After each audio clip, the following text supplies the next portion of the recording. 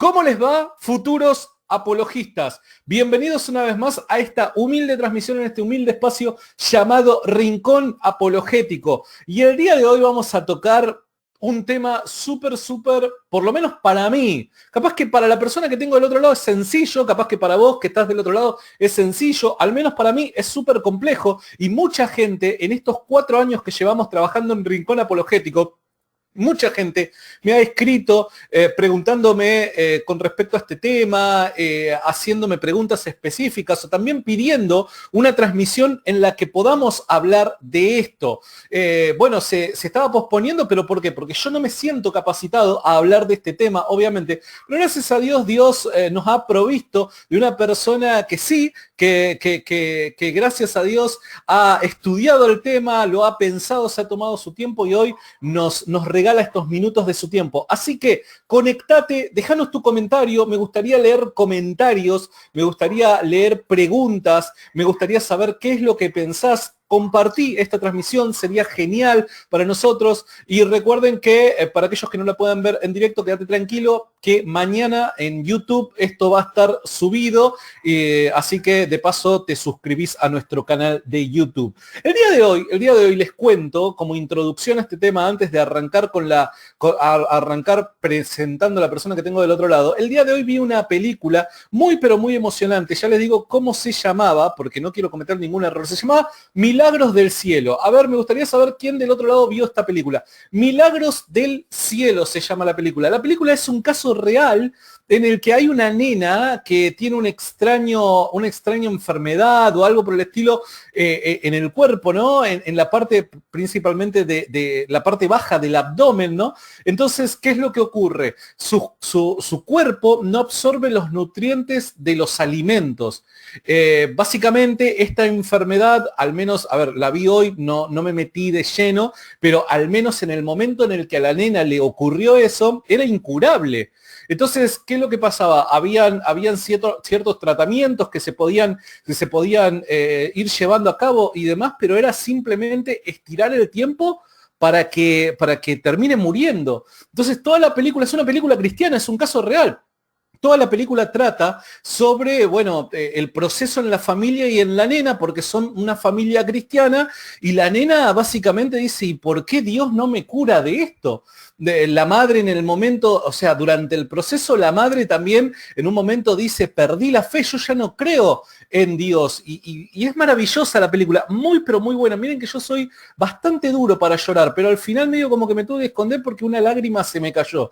Muy pero muy buena. Termina la película con que de una manera maravillosa Dios termina siendo un milagro y la nena termina recuperándose, sanándose por completo. Lo lindo de todo esto es que es un caso real, es un caso real. Así que súper recomendable la película. Pero, dadas las, entre comillas, casualidades, hoy le mando un mensaje a mi amigo, no, él me manda un mensaje por mi cumpleaños, y yo recordé de que ya esto lo veníamos charlando y digo, voy a aprovechar, ya que es mi cumpleaños, no me puede decir que no, está obligado moralmente a decirme que sí. Entonces le mandé, medio como que lo chantajeé, le dije, negro, mirá, o sea, si yo te pido esto como regalo de cumpleaños, ¿qué me podés decir? Y no le quedó otra que decirme que sí. Así que el día de hoy vamos a estar tratando el tema de la eutanasia. Y quiero dejarlos con esto. En una parte de la película, la nena, ya obviamente en un estado depresivo, en el hospital, ya se la veía bastante agotada físicamente por todo este dolor que no paraba. La nena se da vuelta a la mamá y le dice, mamá, quiero morir. Mamá, quiero morir. No quiero que esto se termine. Y la madre empieza a decirle, ¿cómo vas a pedirme que querés morir?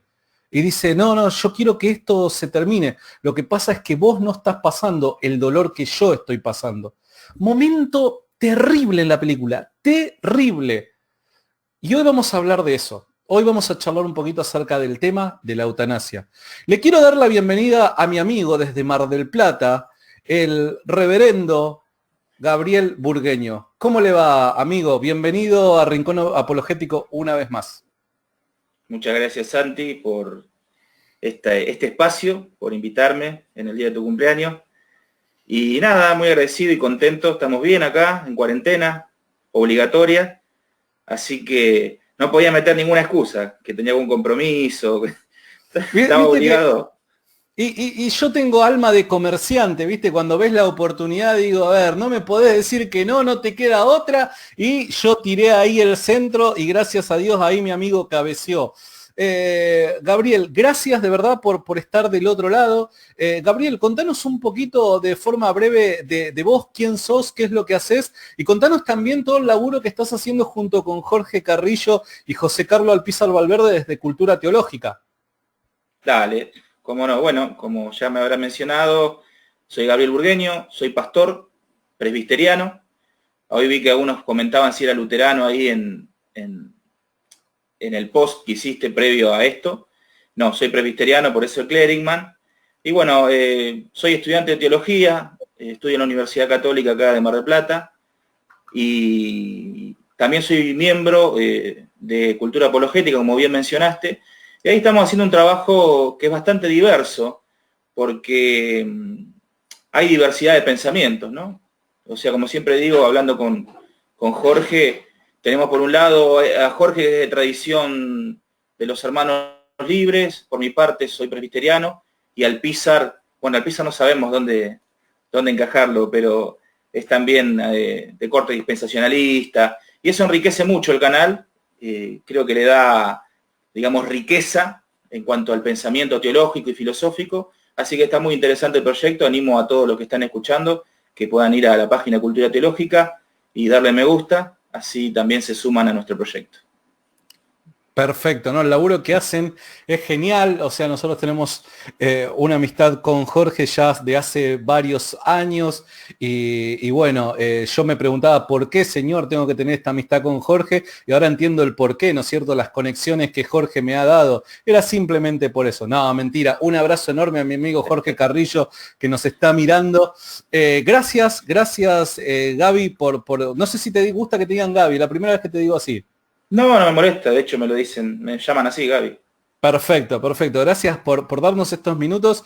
Y en mi introducción hacía referencia a una película. Yo no sé si tuviste la oportunidad de ver esa película, Gabriel. Mirá, se me hace familiar, pero no puedo asegurarte que la haya visto, pero se me hace familiar. Es muy probable que la haya visto, porque lo que me contaste más o menos era como que yo lo reconocía, pero no puedo asegurar que la haya visto específicamente a esa película. Para introducirnos un poquito en el tema, ¿no? En el tema de la eutanasia, antes de discutir el tema ya sea bíblico, ya sea ético, ¿nos podrías meter sí, bien digo, en el contexto de qué es la eutanasia? ¿De qué estamos hablando cuando hablamos de eutanasia, Gabriel?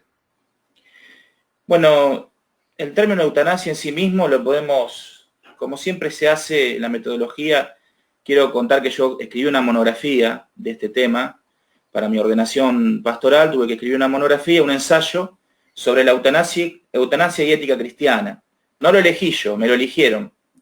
Y cuando me eligieron, este tema yo la verdad que me sentía desorientado, ¿no? Porque quizás si era del aborto, es un tema que está hoy en boga y que se tiene muchísima más información, gracias a un montón de estudiosos que defienden la vida. Entonces uno tiene más herramientas de la cual poder construir un ensayo o una tesis sobre la ética cristiana respecto a la eutanasia. En este caso yo estaba en un mar de dudas, así que fue un trabajo bastante duro, pero es un trabajo que le doy gracias a Dios que me hayan puesto esto de la eutanasia para estudiar, porque era algo en lo que realmente nunca me había preocupado por conocer, por estudiar y tener una opinión formada como pastor, que debo tener una opinión formada respecto a esto porque es algo que está cotidianamente en nuestra vida, ¿no? El sufrimiento, la enfermedad, el dolor, y la eutanasia es un tema que, si bien hoy no está en el debate, en el centro del debate de las políticas internacionales, lo ha estado y es probable que vuelva a estar. Así que creo que los cristianos tenemos que tener una clara visión o una opinión contundente, fundamentada en la palabra de Dios, para poder responder a estas incógnitas de la vida. Y así que, como te dije, casi siempre la metodología en mi monografía empezó hablando sobre el aspecto etimológico, ¿no? De la palabra eutanasia, que son básicamente dos palabras unidas en griego. Eu es bueno y thanatos es muerte, lo cual significaría buena muerte. Pero este término ha ido evolucionando y no siempre ha significado lo mismo a lo largo de la historia. No siempre ha significado lo mismo, ni ha representado lo mismo, ni se ha aplicado de la misma manera. Y esto es muy importante, porque ahora si nos vamos más adelante podamos ahondar un poquito en la historia, cómo la eutanasia fue, digamos, siendo impuesta en algunos momentos históricos, vamos a darnos cuenta de esto. Pero este término que acabo de decir, buena muerte, no hace justicia al concepto moderno de eutanasia, ¿no? Este concepto ha evolucionado y actualmente hace referencia al acto de acabar con la vida de otra persona a petición suya con el fin de minimizar su sufrimiento. Y muy interesante lo que vos decías recién, ¿no? Sobre la niña deseando su muerte, ¿no? Deseando su propia muerte. Y es muy fuerte, ¿no? Más sí, en el marco de que es una criatura. Si es una persona grande, quizá no nos afecta tanto emocionalmente ni psicológicamente, pero el hecho de ser una niña nos golpea mucho más, porque está todo el proyecto de vida por delante, ¿no? Entonces, como bien dije, este término, eutanasia, fue evolucionando y eso es lo que podemos ahondar en este momento. Pero básicamente es procurar la muerte de un paciente que a petición suya no quiere sufrir más y propiciarle la muerte, ¿no?, que tanto desea. Hay distintos tipos de eutanasia o distintas formas de aplicar la eutanasia, pero eso lo podemos ir viendo un poquito más adelante. Entonces, podemos decir que es la eliminación del sufrimiento de un paciente terminal. Eso es más o menos lo que significa eutanasia. Entiendo.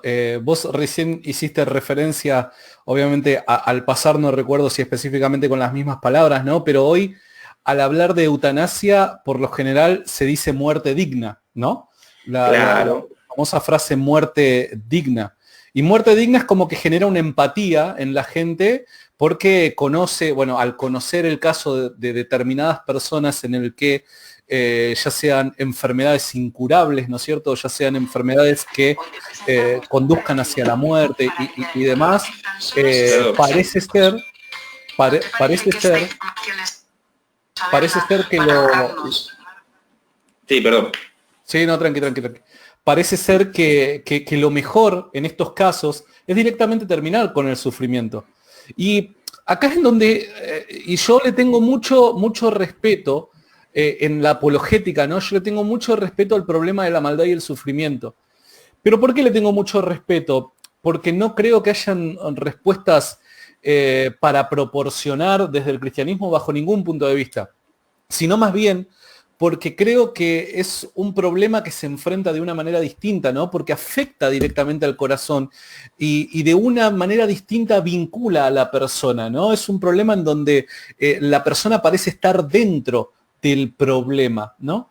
Y cuando ponemos casos, ejemplo, tipo el que puse, el de la niña, que termina siendo un caso real, claro, a ver, nuestro corazón está vinculado y a la hora de sacar conclusiones, nuestro corazón parece ser el que más fuerza tira, ¿no?, para dar una respuesta.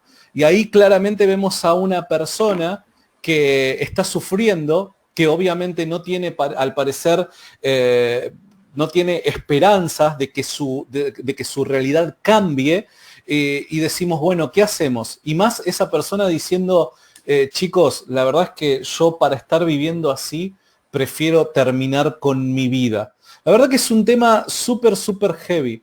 Ahora, la pregunta es la siguiente, porque hay veces que respondemos con el corazón. Y tratando de proporcionar una respuesta lógica, ¿no, Gabriel? ¿Existe esto del derecho a morir? ¿Existe esta idea? ¿Se puede llegar a concebir tratando de correr a un costado nuestro corazón y pensarlo fríamente? Es una buena pregunta. ¿Existe el derecho a vivir? Es una buena pregunta.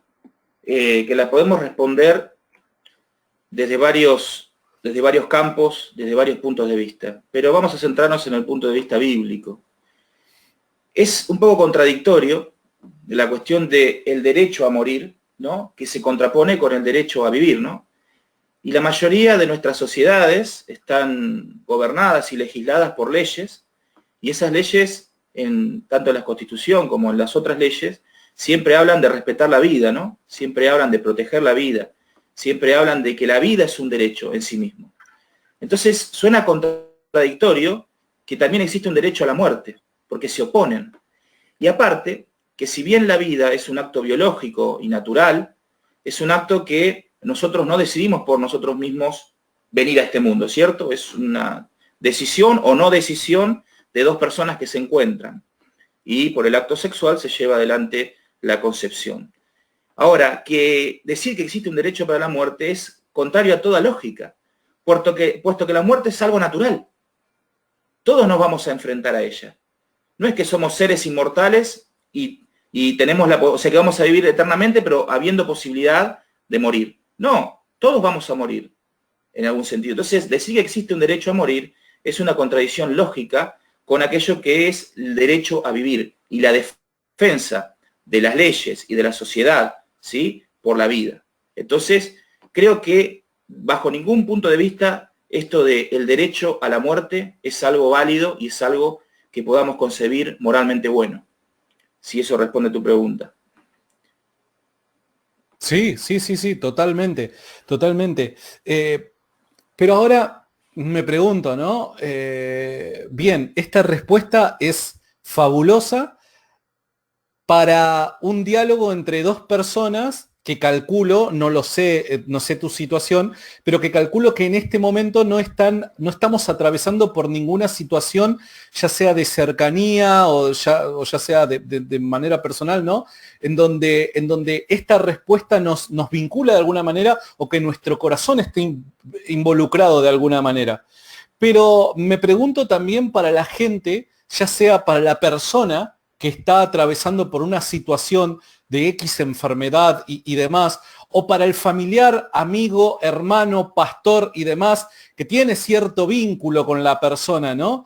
Esta respuesta parece ser un baldazo de agua fría porque obviamente en un contexto, en un determinado contexto, al hablar tan racionalmente, por así llamarlo, quizás no es una respuesta satisfactoria para la persona que está atravesando por esa situación. Te pregunto más que nada como pastor. Vos como pastor intuyo de que muchas veces quisieras decir 2 más 2 es 4, pero al saber que hay un corazón delante, un corazón que está atravesando por dolor, depresión, etcétera, etcétera, ¿cómo haces para encarar esta situación? ¿Cómo haces para enfrentar esa situación? Seas pastor, seas amigo, hermano, llámese como se llame. ¿Cómo haces para encarar una situación en donde una persona que tiene cierto vínculo con vos te dice, mirá, acá no hay forma de que la cosa se revierta. Yo para estar sufriendo esto de por vida, o sea el tiempo que sea, prefiero morir. ¿Qué podrías decir al respecto? Bueno, primero tendríamos que hacer una diferenciación. Sí. La eutanasia, como dije recién, podemos dividirla en 5 formas, ¿sí? La primera forma es la eutanasia activa, la segunda forma, la eutanasia pasiva, después está lo que se llama la eutanasia voluntaria, la eutanasia involuntaria, y después está el suicidio asistido, ¿sí? Tenemos que hacer esta diferenciación, porque no todos vamos a hacer el mismo juicio ético. Entiendo. ¿Me va siguiendo? Bien. Sí. Entonces la eutanasia activa es aquella donde el médico, en este caso, que está siguiendo al paciente y que está bajo su cuidado, por medio de, digamos, la confirmación o la conveniencia entre el paciente y médico, el paciente decide que no quiere vivir más, y supongamos que está legislado la eutanasia libre, en estos casos, podemos decir que el médico ejecuta o propicia al paciente terminal una droga con la que termina su vida, ¿sí? Ahí vemos una eutanasia activa. Vemos no solo el cese del tratamiento, sino la inducción a la muerte por parte del médico. Entiendo. Después tenemos la eutanasia pasiva, ¿sí?, que es cuando en una enfermedad terminal, donde ya no hay mucho para hacer, se deja de intervenir con el tratamiento para, digamos, curar esa enfermedad que ya es incurable, y se lo deja sin tratamientos, digamos, a la suerte de lo que dure la enfermedad, siempre propiciando los remedios necesarios para que no haya tanto dolor, ¿no? Que gracias a Dios hoy tenemos mucho de eso. Después tenemos la eutanasia voluntaria e involuntaria, porque muchas veces el paciente no está en condiciones para decidir lo que es mejor para sí, y en ese caso la eutanasia es involuntaria y lo deciden directamente los familiares junto con la junta médica. Y después está la eutanasia voluntaria, que es, como ya la mencioné, donde el paciente pide que se cese su vida, ¿sí? Claro. Por medio de o la acción del médico o porque se deje de hacer el tratamiento que contrarresta la enfermedad. Y después tenemos lo que se llama el suicidio asistido, ¿sí? Que esto es mucho más perverso.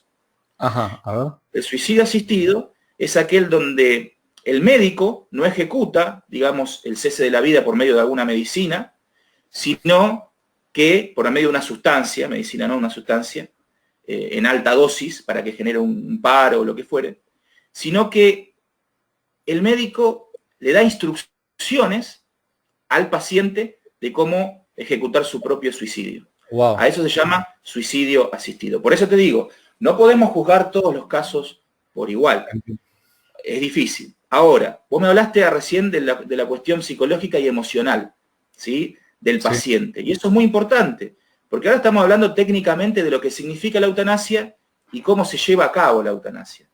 Pero estamos hablando de personas, ¿no? Como bien vos dijiste, yo sé que vos querés resaltar el lado existencial, el lado de la experiencia del hombre enfrentándose a su propia muerte por medio de una enfermedad que lo está destruyendo física, emocionalmente, psicológicamente.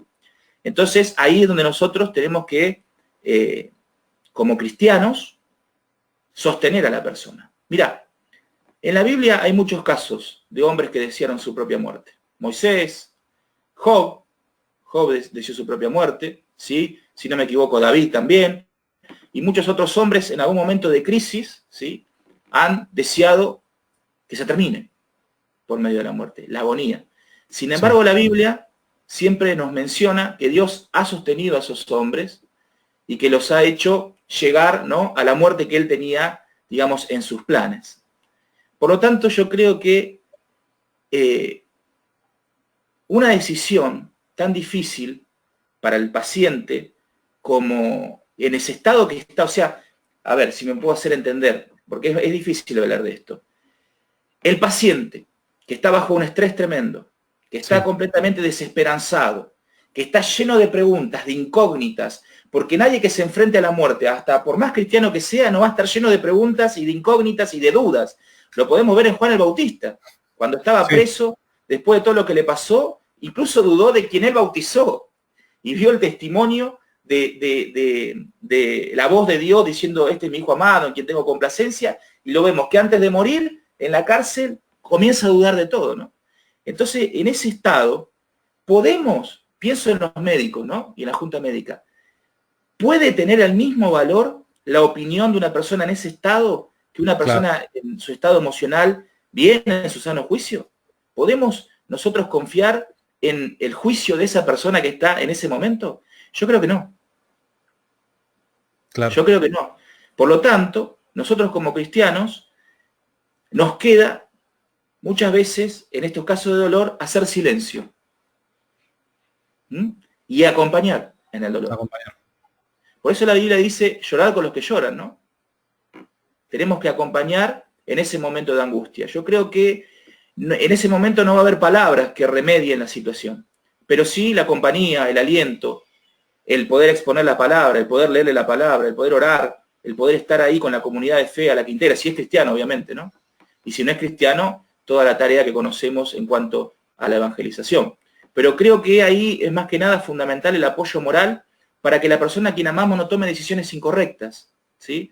Porque no nos olvidemos que como cristianos, el propósito principal por el cual fuimos creados y se nos dio la vida y se nos dio la dignidad es darle la gloria a Dios en todas nuestras acciones, palabras y pensamientos. Por lo tanto, nuestro deber está en que nuestros seres queridos, acompañarlos en sus sufrimientos, pero también ayudarlos a cumplir con ese propósito que es darle la gloria a Dios. El sufrimiento es parte de la vida, Santiago.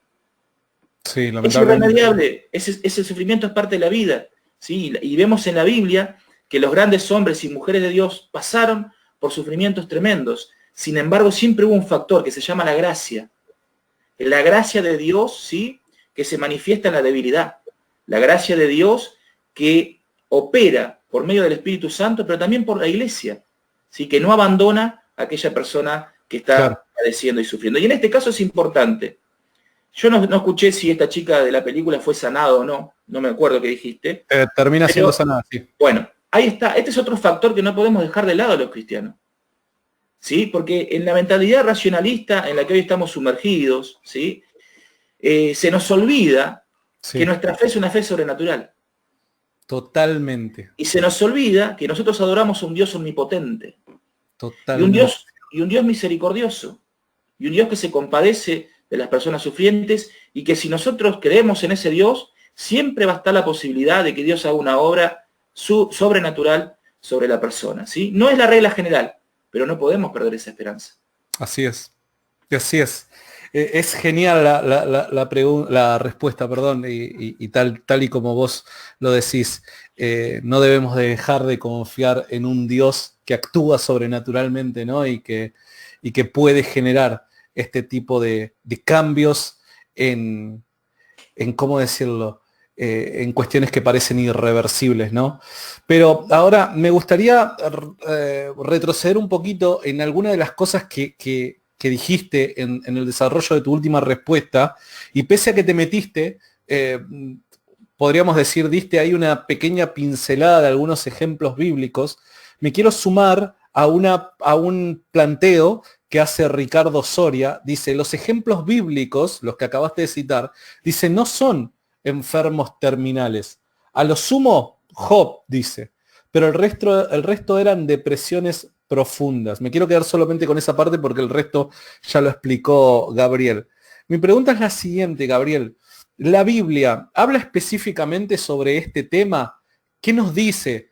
Aparte, sumamente importante la distinción que hiciste con respecto al tipo de eutanasia, porque muchas veces uno lo primero que se imagina es el suicidio, ¿no? El suicidio de una u otra manera asistido. Entonces trata de responderlo por medio de aquellos pasajes que entendemos que hablan del suicidio. Pero ¿podrías profundizar un poquito más con respecto a lo que la Biblia puede decir, si es que dice algo, o si algún pasaje nos puede orientar con respecto a proporcionar una respuesta a este tema?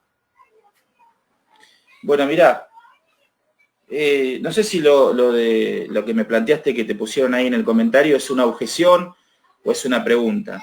No, me parece que es una pregunta sincera, me parece. Bien. Entonces, la Biblia no tiene ningún caso particular de eutanasia concebido desde el punto de vista del siglo XXI, ¿sí? No había hospitales, no había una ciencia médica específica, no había tecnología, ¿no? Si te agarraba algo, prácticamente estabas al designio de los magos del momento, de los curanderos y de Dios, ¿no? Pero sí la Biblia tiene principios, establece principios éticos que deben normar la vida de los hombres, ¿sí?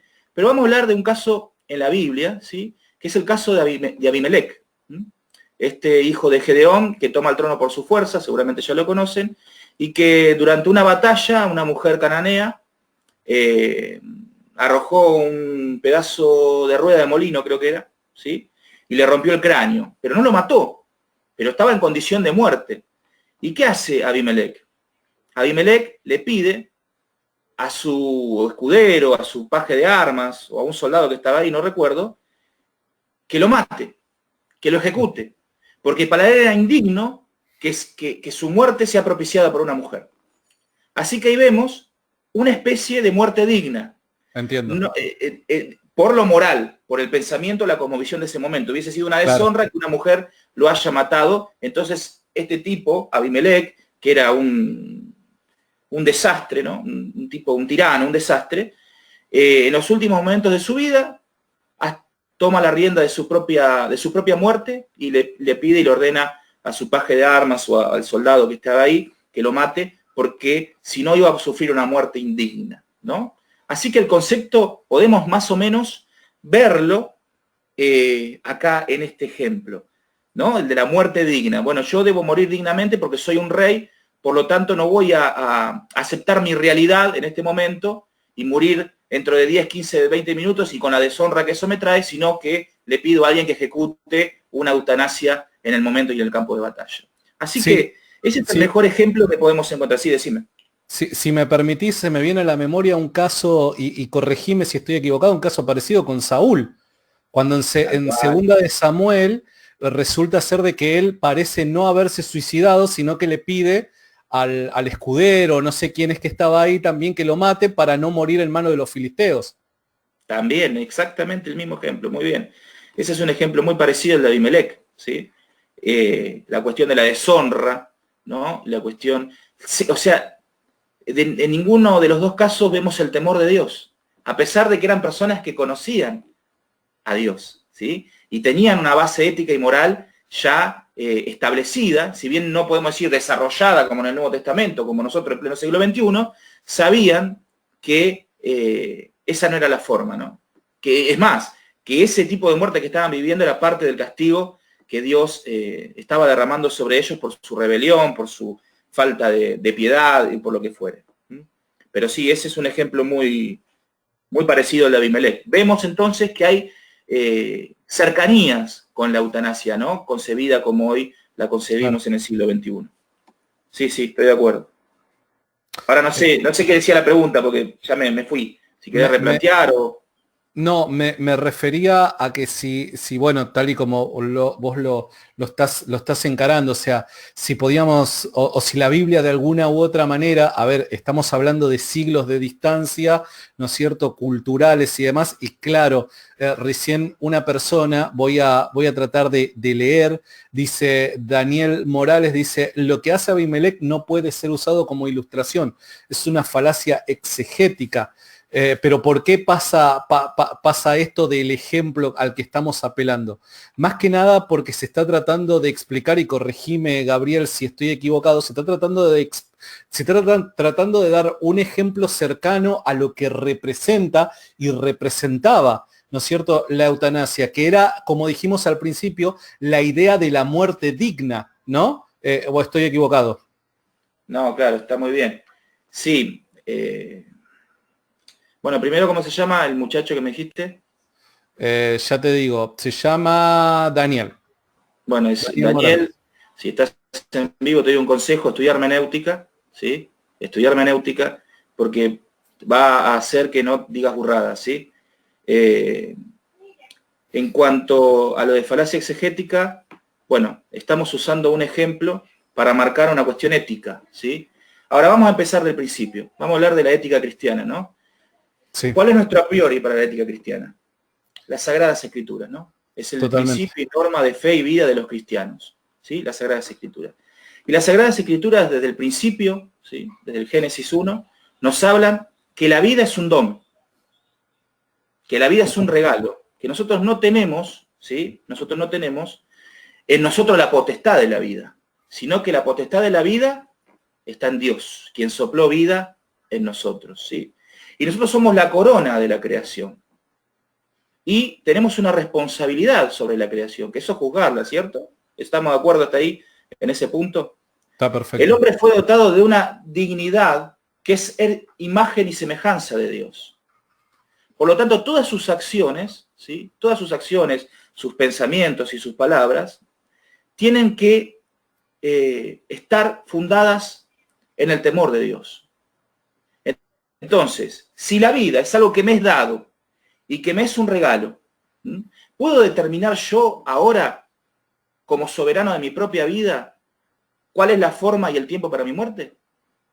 ¿No dice la Biblia que Él da y Él quita la vida? ¿No está en manos del designio de Dios? Vos fíjate qué sencillo lo que estoy diciendo. Es un ABC, ¿no?, de ética, lo que estoy diciendo. Sin embargo, es así, y a la vez de sencillo es profundo, porque podemos ver que nos cuesta comprenderlo.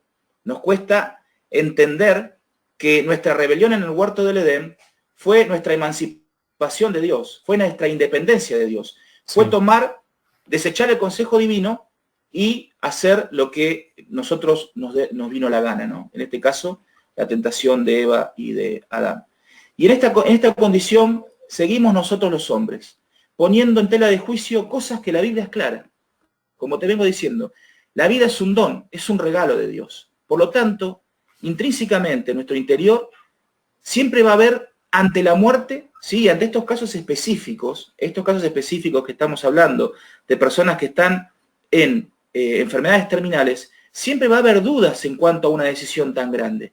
Y ahí está nuestra posibilidad de orientar a aquel ser humano, ¿sí? A que sus últimos esfuerzos en la vida sean acercarse a Dios, sean conocer el propósito de Dios. Claro. ¿Sí? Entonces, si partimos del punto de vista solamente del Génesis 1 en adelante, y todo el recorrido que nos hace las Sagradas Escrituras, ¿sí? No vamos a ver un solo ejemplo del cual se hable positivamente de un suicidio, ¿sí? O de una forma de eutanasia como lo que hablamos de Abimelech o de Saúl. No vamos, siempre están puestos como malos ejemplos. Y sin embargo, aquellos hombres que tuvieron dudas existenciales, que pasaron por fenómenos muy difíciles de pasar, como Job, que perdió todo, terminó con una enfermedad tremenda en su piel y todo aquello, vemos que esos hombres salieron victoriosos, ¿sí? De esas pruebas. Entonces, tenemos que empezar ahora a desarrollar una ética del sufrimiento, ¿sí? Y entender que el sufrimiento es algo que está en nosotros por causa de nuestro pecado. Y que sin embargo, a causa de nuestro pecado, Dios sigue proveyendo todas las cosas necesarias para nuestra subsistencia. No nos ha dejado a la buena del mundo. Dios sigue siendo el proveedor, ¿sí? De la vida y de el cuidado de la humanidad. Por lo tanto, vuelvo a repetir, ¿está en nuestra potestad decidir cuándo y cómo morir? Yo creo que de ninguna manera. Entiendo, ahora, entiendo. Bueno, sí, decime. Sí, no. Seguí, perdón. Pensé que estabas redondeando. Ahora, respecto a la eutanasia, como dije yo, hay distintos tipos de eutanasia. La eutanasia pasiva, que es aquella donde el paciente sabe que es irreversible su situación, que le queda poquito, y que esos últimos tiempos quizá no los quiere pasar de tratamiento en tratamiento, sino prefiere ir a la casa, a estar con la familia, ¿sí? Disfrutar los últimos días de sus nietos, de sus hijos, de sus amigos, significa el cese del tratamiento para que la muerte llegue naturalmente. En ese caso de eutanasia, nosotros no podemos decir nada, ¿sí? No podemos juzgarlo como algo que no es ético, porque ya está dictaminado que es terminal, ya está dictaminado que incluso el tratamiento es casi improbable que haga su efecto, y esa persona se deja en las manos del Señor y quiere pasar los últimos días, meses de su vida con su familia y morir naturalmente. En ese caso, nosotros no podemos juzgar y podemos decir que eso está mal, ¿no? Porque es, digamos, la naturaleza misma la que hace su trabajo. Sin embargo, sí vamos a estar en contra siempre de la eutanasia activa, ¿sí? Que es el cese de la vida por medio de un médico. Un médico ejecutando la muerte automática de ese hombre y evitando todo el sufrimiento, ¿sí? ¿Se entiende? De esa eutanasia es la que nosotros quizá decimos claro que está mal, que entiendo, no es válida de acuerdo a una ética cristiana, porque es una forma de asesinato. Entiendo. Lo que pasa es que se genera, ¿sí? Como pasa con el aborto, una cuestión dialéctica, una cuestión de lenguaje, donde todo eso que es un asesinato, por así decirlo, como es el aborto, se lo, digamos, disfraza con un lenguaje que parece ser que no es tan así, ¿no? Que en claro realidad es un acto de misericordia, que es un acto de compasión, y no es así. Más hoy en día, con lo avanzado que está la medicina, ¿sí? Y con la cantidad de medicamentos que hay y de sustancias que hay para aplacar el dolor, ¿sí? Y propiciar una muerte digna, real, por medio de la muerte natural, ¿no? Entonces yo quiero hacer esa diferenciación ahora, a la hora de juzgar los casos. Y ni hablar del suicidio asistido. La recomendación por parte de un personal de la salud de que tome X cosas para que muera, ¿no? Para que se genere su suicidio. Totalmente. Eso está claramente fuera de toda ética cristiana. Sí, totalmente. Pregunto, y con tu permiso, si me lo permitís, por un instante nada más, me gustaría salir de este tema específicamente, ¿no? Y preguntártelo de una manera, porque, a ver, todo está vinculado con todo, ¿no? pero preguntar cuál es tu opinión al respecto de si una persona cristiana puede llegar a esta situación personal, ¿no? Una persona, porque hay personas que dicen, no, el que verdaderamente es nacido de nuevo nunca va a atentar contra su propia vida. Hay otras personas que tienen otra mirada, otra opinión. Vos personalmente, ¿qué crees al respecto? Un cristiano nacido de nuevo en una situación de un determinado sufrimiento, enfermedad y demás, ¿puede llegar a esta decisión personal de querer atentar contra su vida, de querer o de querer detener todo tipo de tratamiento y demás contra su vida porque quiere que se termine? Bueno, sí, es una pregunta que no es difícil de contestar para mí, pero sí es, digamos, motivo de muchas discusiones, ¿no? De eso estamos de acuerdo. Yo creo que un cristiano puede llegar a esa situación y plantearse, obviamente, eso que estamos diciendo, ¿no? El suicidio, creo que estamos hablando de eso. O en el caso este de la eutanasia. Creo que sí, que un cristiano puede llegar a tener una crisis de tal calibre. No lo veo que no sea inviable. No nos olvidemos que la experiencia propia, vamos a hablar de la experiencia, ¿no? Porque si no, parece que siempre apelamos al conocimiento teológico y nos olvidamos de lo práctico. Totalmente. La conciencia propia, ¿no?, de nosotros. El cristiano vive muchísimos altibajos. La vida cristiana no es fácil.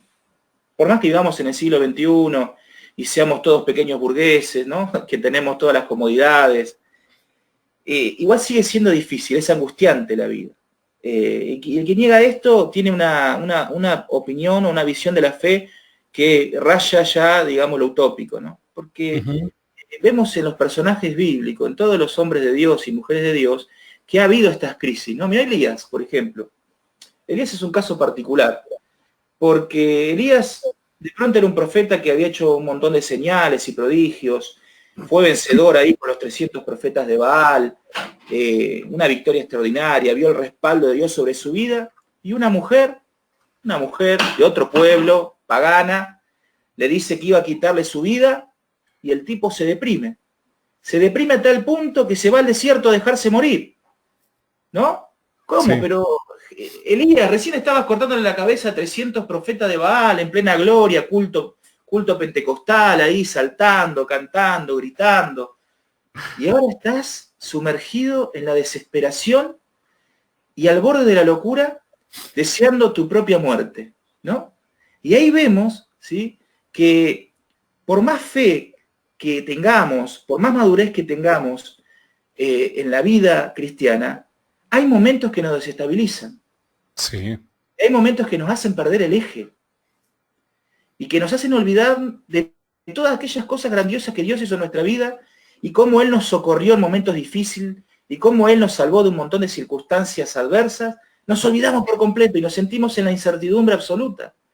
Entonces, claro que un cristiano puede llegar a ese momento. Es una utopía decir que no. Es una falsa fe decir que no. ¿Sí? Ahora, el cristiano puede llegar, un cristiano nacido de nuevo, como bien mencionaba vos, a la acción del suicidio. Y mirá, yo creo que no puedo responder a esa pregunta. No la puedo responder. Yo estoy más del lado de que sí puede llegar a hacerlo, que del que no.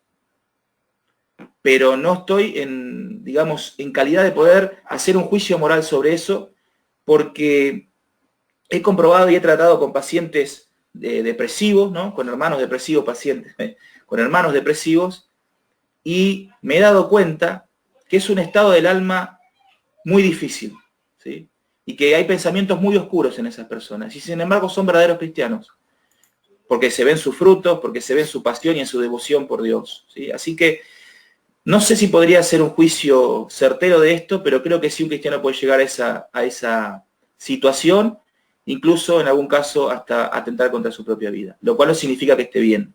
Totalmente, totalmente. Bueno, a ver, gracias a todos los que están conectados. Tenemos más de 100 personas en línea. Gracias a todos los comentarios. Gracias a la gente que ha compartido. A ver, también anunciar de que estamos a punto de largar un nuevo curso de hermenéutica con Jorge Carrillo, quien está conectado ahí muy activo en los comentarios. Así que le mandamos un saludo enorme.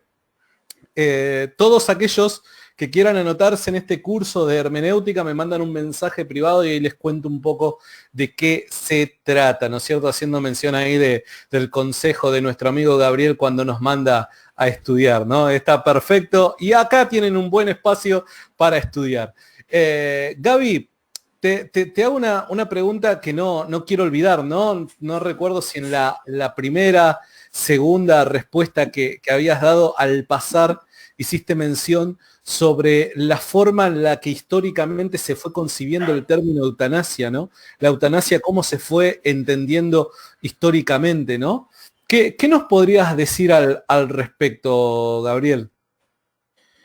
Bueno, que este concepto fue, digamos, teniendo sus altos y bajos a lo largo de la historia. Fue la civilización griega la primera en emplear la palabra eutanasia, para quienes significaba lo que dijimos al principio, ¿no? Una buena muerte. Y la misma incluso era aprobada por el Estado, ya que los gobernadores contaban con una especie de veneno para todo aquel que deseaba morir. Entonces se lo otorgaban de una manera oficial. Y, por ejemplo, acá tengo anotado, a ver si lo encuentro, lo que decía el magistrado. Dice: quien no desee vivir debe exponer los motivos al Senado y una vez que lo haya recibido puede quitarse la vida, ¿no? Si la existencia te resulta odiosa, muere. Mire cómo te aconsejaba en ese momento el Estado, che. Si el destino te es adverso, bebe cicuta. Fácil, lo soluciona rápido, ¿no? Si la pena te abruma... Acá en Argentina sería revolucionario. No, en Argentina los abortistas proponen lo mismo, ¿no? Si no querés tu embarazo, matalo, ¿no? Bueno, pero prácticamente lo mismo. Entonces, ya en la antigua Grecia era el suicidio y la cuestión eutanásica no era visto con malos ojos, sino hasta regulada por parte, digamos, del Estado. De hecho, vamos a hablar sobre Hipócrates, ¿no? Y el juramento hipocrático fue condenado por incluso los filósofos griegos, la cuestión del juramento hipocrático y la ética que tenían estos médicos, filósofos, respecto a lo aberrante que era la eutanasia, ¿no? Y, por ejemplo, Platón en la República dice: fomentar las enfermedades e inventar la forma de prolongar la muerte, ¿sí? Lo veía como un acto aberrante. Entonces ahí vemos que los griegos ya tenían una concepción de la eutanasia positiva. Lo veían bien, creían que el hombre tenía autodeterminación para estas cosas, y lo mismo pasaba también en Roma, ¿no? Si había motivos suficientes, se le permitía, incluso hasta se le otorgaba aquello que ejecutaba la muerte, ¿no? Séneca, los pensadores estoicos, todos los vieron como algo más o menos bien, hasta que llegó la ética cristiana, ¿no? Por ejemplo, San Agustín decía que era una detestable y abominable perversidad para San Agustín. Y lo mismo pasa en la Edad Media, ¿no? En la Edad Media la eutanasia vuelve a tener, digamos, su auge con Francis Bacon, ¿sí? La eutanasia médica llegó a, digamos, promoverse en ese tiempo, pero tuvimos un pensador anterior, que era San Agustín, quien estaba completamente en contra. Así que vemos que en estos periodos, si bien, digamos, en la antigua Grecia y en Roma primó esta cuestión de la eutanasia, vemos que había algunas personas que se oponían. Y lo mismo pasó durante la Edad Media, ¿no? Tomás de Aquino se opuso en el siglo XII, y así muchos cristianos siguiendo la ética de San Agustín. Después tenemos el periodo del modernismo, ¿sí? Que increíblemente uno de los que, digamos, vuelve a poner en la cuestión social y política de ese momento, de la eutanasia, adivina quién es. No tengo idea. Carlitos Marx. Mirá qué interesante. Siempre Carlitos Marx alguna. Claro, Carlitos Marx siguió con los mismos postulados de Francis Bacon, unos 3 siglos antes, y habló sobre esta cuestión de la eutanasia. Así que para el comunismo, ¿no? La eutanasia es algo que beneficioso y positivo. De hecho, también les ayuda a llevar a cabo sus cometidos, porque ¿quién puede desafiar, ¿no?, a la decisión de un régimen como los regímenes comunistas? Y lo mismo pasó en el siglo XX.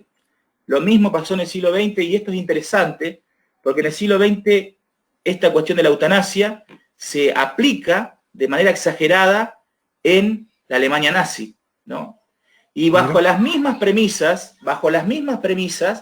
de que hoy se practica el aborto, ¿no? Por ejemplo, se podía practicar el aborto de aquellas personas que se veían que iban a nacer con malformaciones, ¿sí? O se podía practicar la eutanasia sobre cuando uno tenía un hijo y nacía malformado, se le podía aplicar la eutanasia, ¿sí? Se buscaba seleccionar la raza perfecta, ¿no? Y hoy vemos que más o menos los teóricos del aborto abogan por las mismas cuestiones, ¿no?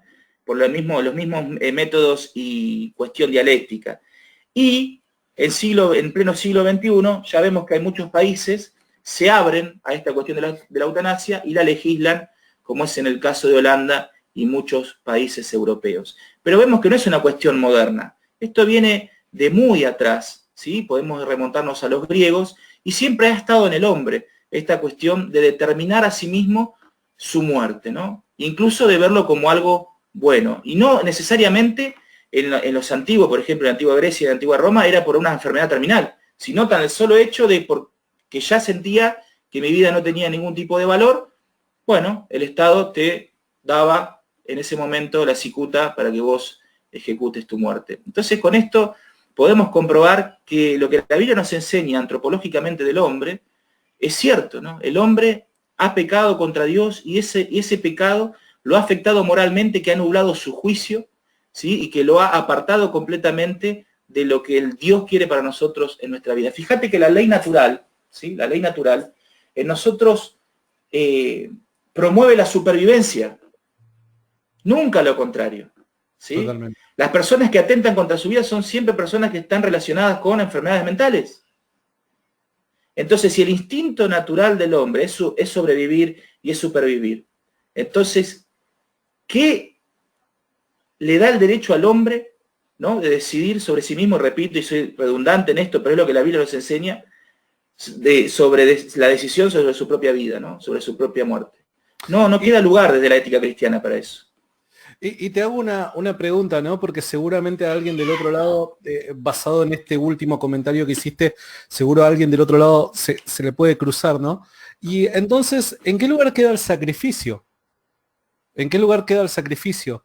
Cuando de una u otra manera parece, a ver, sin ir más lejos, lo que ocurre con Jesús, ¿no? Donde Jesús entrega su vida, obviamente buscando un determinado propósito, pero hay casos muchísimos. Hay una historia bastante conmovedora que sucede en el Titanic, donde yo no me acuerdo si era un pastor o un cura, que tratando, ¿no es cierto?, ahí evangelizar a las personas en el momento del hundimiento del barco, dice que estando en el agua, tratando de hablar con una persona para que acepte a Dios en su corazón, esta persona se niega, y este hombre, que vuelvo a repetir, creo que era pastor, pero este hombre termina entregándole su chaleco, ¿no es cierto?, para que esta persona viva, y él termina muriendo. Entonces, hay muchas historias donde parecen las personas entregar su propia vida en beneficio del prójimo, y esto es por lo general aplaudido. Sí, totalmente de acuerdo. De hecho, bueno, mi monografía es larga y no pude tocar todos los puntos de ella, pero habla de Cristo como ejemplo del sufrimiento, ¿no? Y de soportarlo todo por amor a los escogidos, pero también por amor al Padre. Entonces sí, comparto plenamente lo que vos estás diciendo, completamente. De hecho, en mi monografía, si alguno la quiere, se la puedo enviar. Se toca y se aborda este punto de la cuestión del ejemplo de Jesús como ejemplo del sufrimiento. Y como aceptar el sufrimiento también, ¿no? Como creo que lo dije hace unos minutos, hablé sobre esto, aceptar el sufrimiento como parte de la vida y parte de los procesos que tenemos que vivir, ¿sí? Por eso el cristiano puede afrontarlo sabiamente. El tema es el incrédulo. El tema es el incrédulo. Acá el tema es el incrédulo. Y lamentablemente, hoy nuestras sociedades, nuestro contrato social, no está basado en la fe cristiana, ¿sí?, en los estándares morales y éticos, en la configuración del etos que nos puede dar la palabra de Dios, sino está digamos, desde el siglo XIX en adelante, fundamentado y basado solamente en la razón humana. Y sabemos que la razón humana es perversa, dice la Biblia, que la razón humana puede llegar a tener pensamientos diabólicos, ¿sí? Entonces, ahí está el gran problema y la dicotomía que tenemos los cristianos viviendo y sobreviviendo en esta sociedad que ha dado la muerte a Dios, ¿sí? Como decía Federico Nietzsche. Realmente, si vemos desde un aspecto filosófico, ¿sí? Y vemos la sociedad hoy, cómo se mueve, cómo se maneja, cómo piensa, cómo planea el futuro, cuál es su teleología, vemos que realmente, de alguna manera, la sociedad ha matado a Dios en su conciencia y ha matado a Dios en su forma de concebir la ética y la moral. Por eso nosotros estamos en un punto que es el clímax de la historia, creo yo, en este momento que estamos viviendo, donde nos toca hacer más que nunca luz y sal al mundo.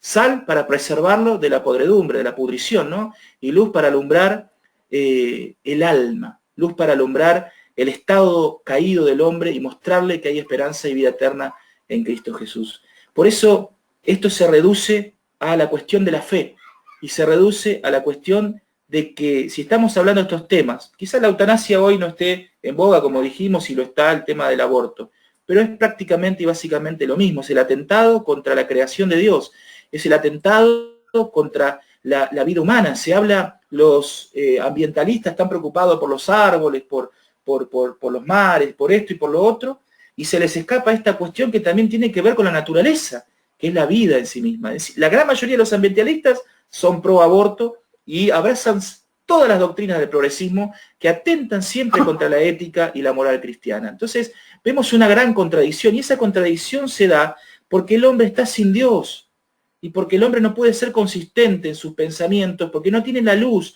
de Dios en su vida, ni culturalmente, ni espiritualmente.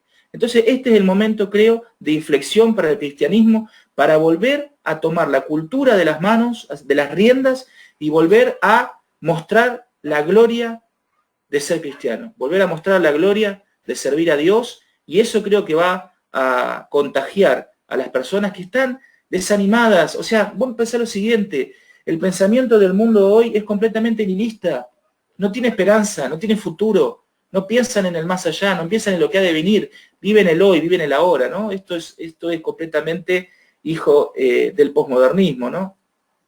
Y entonces aparecemos nosotros los cristianos con una esperanza, ¿no? Con una ética, con una moral específica, que prueba empíricamente ser la verdad por el modo de vida que llevamos. Somos consistentes en lo que decimos, somos consistentes en lo que hacemos, la gran mayoría es así, y mostramos al mundo que nosotros somos realmente, hacemos lo que decimos. Vos fíjate que los ataques del progresismo siempre hacia la iglesia son falacias, porque se dice que nosotros no hacemos nada por el prójimo, y digamos que quienes hacen más por el prójimo en el testimonio mundial es la iglesia cristiana. Es cierto.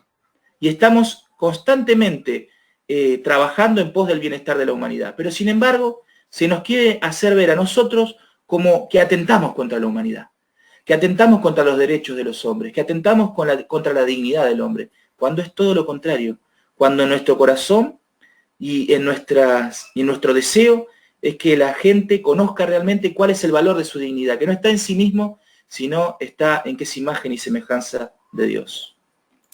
Gabriel, magistral, te agradezco mucho por el tiempo que nos has prestado.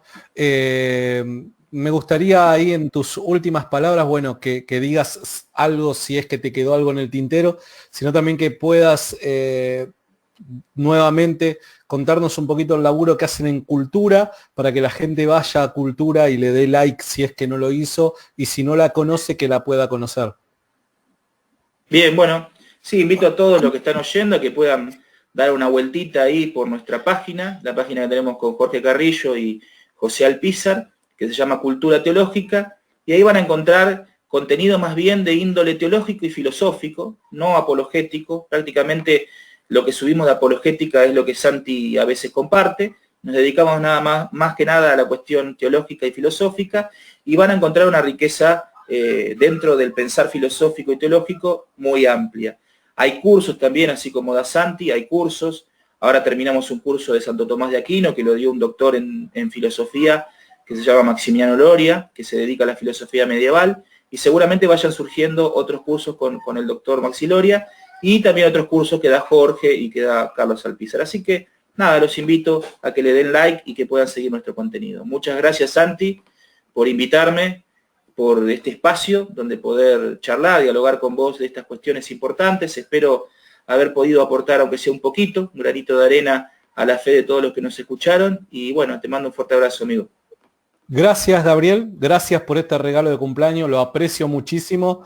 Y nada, seguimos en privado y te mando un abrazo enorme. Te agradezco muchísimo, en serio. Dale, Santi, gracias. Chau, chau.